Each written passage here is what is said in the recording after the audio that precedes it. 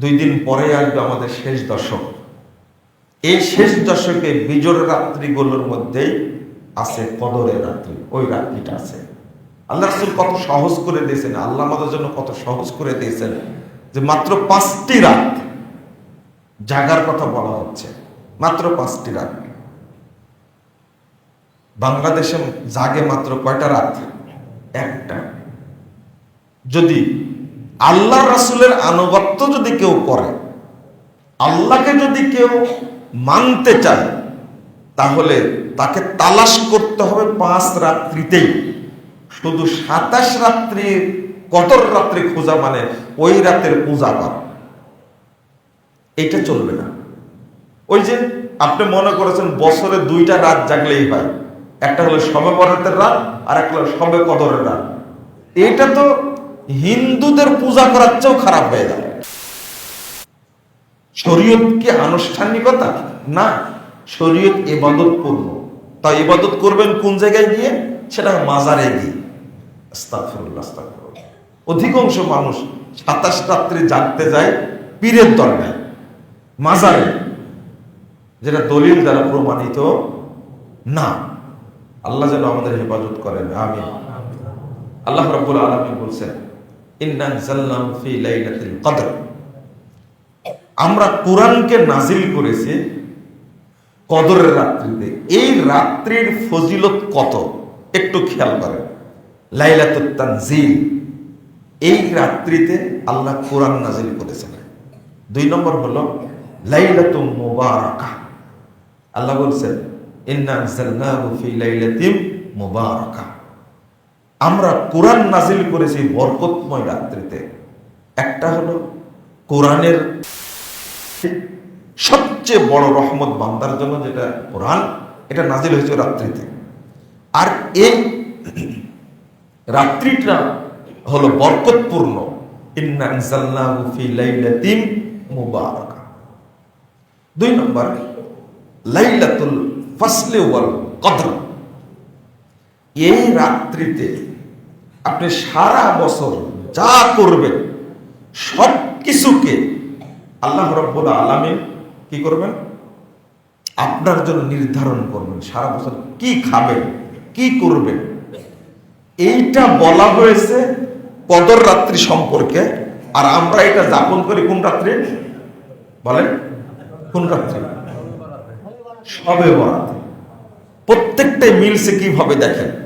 আল্লাহ বলছেন এক রাত্রির কথা, আমরা উদযাপন করছি কি আর এক রাত্রি। তারপরে লাইলাতুল খায়র, এই রাত্রিতে কল্যাণ নাজিল হয়, অবতীর্ণ হয়। আল্লাহ রাব্বুল আলামিন বলছেন কি, খায়রুম মিন আলফি শাহর। তাহলে লাইলাতুল খায়র।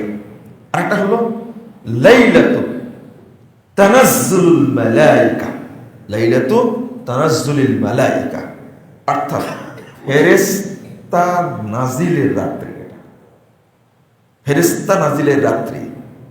আমি বলতে চাচ্ছি, সারা জীবন অন্য মাসে ইবাদত করে যা নেকি হবে, রমাদান মাসে ইবাদত করলে সেই নেকি হবে। এক, রমাদানের প্রত্যেকটি দিন ইবাদত করে যা নেকি হবে, যত কল্যাণ রাখছেন, যত বরকত রাখছেন, এক রাত্রির মধ্যে তার চেয়ে বেশি কল্যাণ রাখছেন। লাইলাতুল তানাজ্জুল, অর্থাৎ ফেরেশতা নাজিলের রাত্রি। ফেরেশতারা কেন নাজিল হয়? জিবরিল আমিন কেন আসেন বলেন তো দেখি, কেন নাজিল হয়? আল্লাহ রাব্বুল আলামিন বলছেন, তানাজ্জালুল মালাইকাতু ওয়ার রূহ, অর্থাৎ তানাজ্জালুল মালাইকা বির রাহমা ওয়াল বারাকা ওয়াল মাগফিরা। আল্লাহর পক্ষ থেকে ফেরেশতারা ক্ষমা বন্টন করার জন্য আসেন। আল্লাহর পক্ষ থেকে ফেরেশতা আসেন রহমত বন্টন করার জন্য। ফেরেশতারা আসে বরকত বন্টন করার জন্য, ওয়াস সালামা, এবং প্রশান্তি বন্টন করার জন্য। অর্থাৎ এক রাত্রির মধ্যে আল্লাহ কত কল্যাণ রাখছেন। তারপরে লাইলাতুস সালাম, সালামুন হিয়া লাইল ফাজর। একটা রাত্রির কয়টা গুণ আল্লাহ বর্ণনা করছেন? লাইলাতুস সালাম, লাইলাতুর রহমা বলেছেন, বারাকা বলেছেন, খায়ের বলছেন, আবার সালাম বললেন কেন? লাইলাতুস সালাম বলেন, সালামুন হিয়া হাত্তা মাতলাইল ফাজর। সালাম শব্দের অর্থ হলো আন কুল্লি মাখুফিন, একজন বান্দা যত অনিষ্টতা থেকে ভয় পায়, যত খারাপি থেকে ভয় পায়, আল্লাহ সমস্ত ভীতি থেকে ওই রাত্রিতে বান্দাকে মুক্তি দান করে। মনে করেন সন্ত্রাসের ভয় আছে, আমার টাকা পয়সা আছে, সম্মানী মানুষ, সন্ত্রাসীরা আমার উপর আক্রমণ করতে পারে, কুল্লু মাখুফিন। আল্লাহ এই রাত্রিতে ইবাদতের কারণে আপনার এই ভীতি থেকে আল্লাহ আপনাকে মুক্তি দেন। আপনার রোগের ভীতি আছে, মনে করছেন আমার হয়তো হঠাৎ করে ক্যান্সার হয়ে যেতে পারে, হঠাৎ করে তো হার্টের অসুখ হয়ে যেতে পারে, হঠাৎ আমার হয়তো বা কিডনির সমস্যা হতে পারে, হঠাৎ হয়তো আমি স্ট্রোক করতে পারি, হঠাৎ হার্ট অ্যাটাক হতে পারে। আপনার ভয় নাই এগুলো? হঠাৎ মনে হয় দরিদ্র হয়ে যেতে পারে, হঠাৎ মনে হয় পঙ্গু হয়ে যেতে পারে। যদি এই রাত্রিতে কেউ ইবাদত করে, আল্লাহ সমস্ত ভীতি থেকে তাকে নিরাপত্তা দান করবে। সালামুন হিয়া হাত্তা মাতলাইল ফাজর, ফজর পর্যন্ত এইটা আল্লাহ বর্ষণ করতে থাকে আপনার উপরে, কিন্তু আমি ঘুমায় আছি, তাই না? এইগুলো পাওয়ার জন্য আপনাকে অপেক্ষা করতে হবে না ঘুমাতে হবে? ঘুমাতে হবে। মনে করেন খুতবা শোনার আশা আছে আপনার, কিন্তু বাড়িতে বসে আছেন, কোন লাভ হলো আপনার? আপনি হজ করবেন খুব আশা করে আছেন, কিন্তু বাংলাদেশে বসে থাকলেন, মক্কায় গেলেন না, হজ হবে না? হবে? টঙ্গীর মাঠে গেলে হবে? নাউযুবিল্লাহ, আস্তাগফিরুল্লাহ। আমাদের বুঝটা দেখেন না, আপনি ঘুমিয়ে ঘুমিয়ে কাটাচ্ছেন। কোরআন তেলাওয়াত করলেন না ওই রাত্রিতে, সালাত আদায় করলেন না ওই রাত্রিতে, মানুষকে সহযোগিতা করলেন না ওই রাত্রিতে, আর আপনি মনে করলেন ওই রাত্রি পেয়ে যাব। না না, আপনাকে সব কিছুতে বঞ্চিত করা হবে। মান হরিমা খায়রাহা ফাকাদ হরিম। এই রাতের কল্যাণ থেকে যাকে বঞ্চিত করা হবে, তাকে সারা জীবনের কল্যাণ থেকে বঞ্চিত করা হবে, সে কোনো কল্যাণ পাবে না। আল্লাহকে এমনি দিয়েছেন, এত ফেরেশতা পাঠান জিবরিল আমিনের নেতৃত্বে, রহমত দিয়ে, বরকত দিয়ে, আর আপনি একবারে সাত হয়ে ঘুমাচ্ছেন চিন্তা ছাড়া। আপনার মতো খারাপ, নিকৃষ্ট, জঘন্য আর কি হতে পারে বলেন তো দেখি?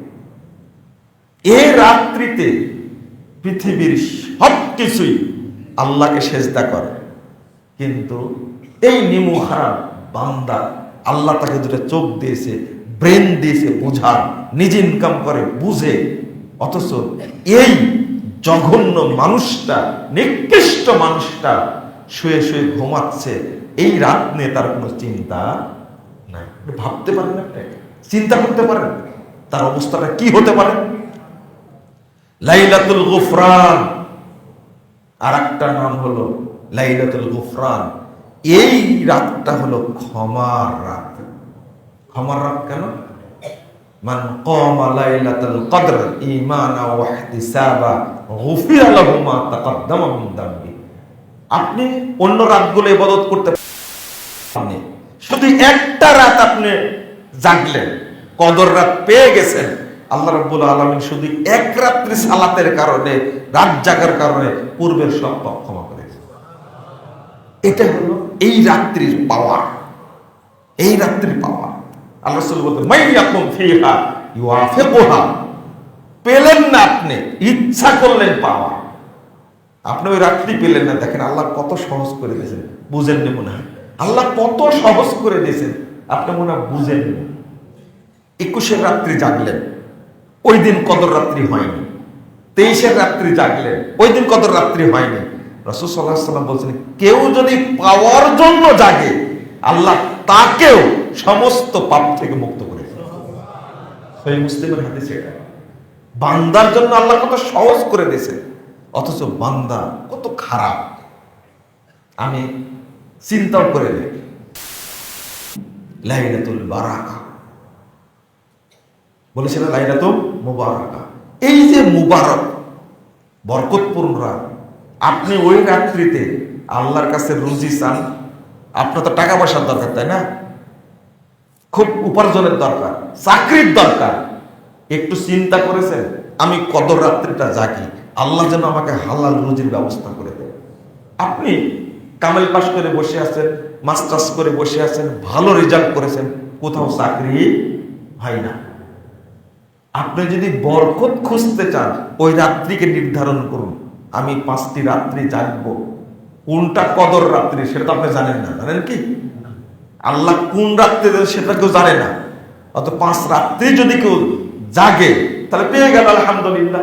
আর যদি কেউ ইতিকাফ বসে যায় তাহলে ওই ব্যক্তি তো নিশ্চিত পেয়ে গেল, তাই না? ইতিকাফের সবচেয়ে বড় যে ওই ব্যক্তি কি পেয়ে গেল? কদর রাত্রি সে পেয়ে গেল। এটা হলো সবচেয়ে বড় ফজিলত। আর এছাড়া যত ফজিলত আছে সব মিথ্যা ফজিলত। ইতিকাফটা সুন্নাত না ফরজ বলেন দেখি?